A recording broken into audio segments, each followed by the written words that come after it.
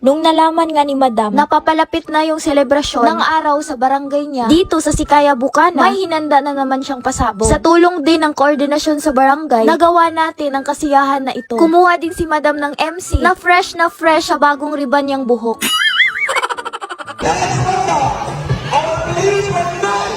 May hinanda din naman silang palaro sa barangay. Pero ibahin nyo ang palarong hinanda ni Madam. Dahil ang pasabog na hinanda ni Madam ay exhibition basketball sa tomboy versus bakla. Nalaman ko kasi na madaming LGBTQ dito sa aming barangay. Hindi na pinapalampas ni Madam. Gusto ko kasing lumabas kung sino ba talaga sila. Gusto ko ding malaman kung hanggang saan lang yung powers nila.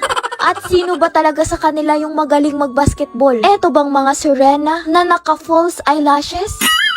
At fresh at bagong ligo pa. O di kaya etong mga tomboy na naka-crop top at sexy sa palda nila. Kahit ako hindi ko mahulaan kung sino ang mananalo. Pero dinagsa talaga tong pasabog ni Madam. Lalong dumami yung mga audience. Kaya hindi na natin to patatagalin. Dahil ready na din naman tong referee natin. Kung napapansin nyo na naka-outfit talaga tong mga players. Dahil ang Madam nyo magbibigay ng award kung sino yung pinaka-best in outfit sa dalawang team na maglalaro. Diba ang bongga? Kaya yung mga players, hindi talaga nagpapatalo. Kanya-kanya talaga ng diskarte. Eto na nga, magsisimula na yung game. Abay, kakasimula pa lang, nagiinit na yung laban. Sinabi ko din kasi sa referee na wag higpitan masyado yung foul. Kasi alam ko naman na hindi to sila mga varsity player. Unang 2 punto sa mga Serena, go! Nagiyawan talaga yung mga tao nung nakapuntos na yung mga baklush. Kaya sinabi ko sa mga tomboy na bumawi sila. Kaya nung nasa kanila na yung bola, sayang hindi man lang na-issue. Ang gagaling din kasi mag-dribble ng mga Serenang ito. Nalaman ko mga kapilingon na first time lang na may ganitong laro dito sa barangay ko. At ayan na nga, pupuntos na naman yung mga Serena, go! Dahil nga hindi mahigpit yung violation sa larong ito, abay kanya-kanya na lang talaga ng diskarte sa pagkuha ng bola. Pero dahil nga sa larong ito, yung Madam nyo naging water girl muna. Una ko ngang binigyan itong mga tomboy. Baka kasi nauuhaw lang sila kaya hindi sila makapuntos. Wala nang dribble na nangyayari mga kapilingon. Kasi tinatakbo na nila yung bola. Napapansin ko masyado lang kasing gentleman itong mga tomboy. Ayaw nilang masaktan ba yung mga Serena? Kaya sila na lang yung nagpapabugbog. Ayan na nga, nakapuntos na naman yung mga baklush. Pero napapansin ko nagtatransform talaga to sila. Yung tipong nagiging wild animals na lang bigla-bigla.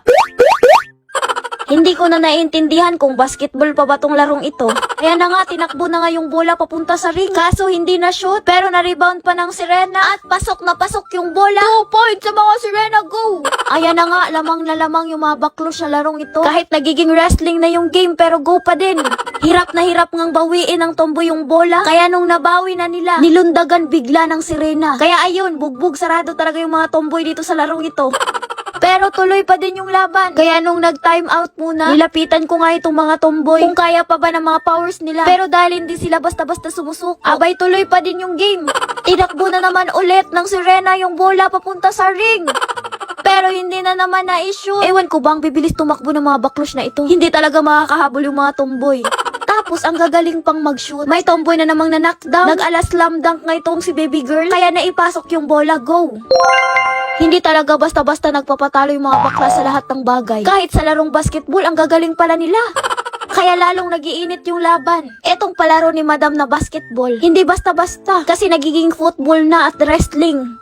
35 points sa mga baklush at 18 score naman sa mga tomboy. Dahil alam kong hindi na kayang habulin ang lamang, tinigil ko na yung laban. Kasi bugbog sarado na talaga yung mga tomboy. Kaya ang nanalo ay ang mga baklush. Sa best in outfit naman ay ang...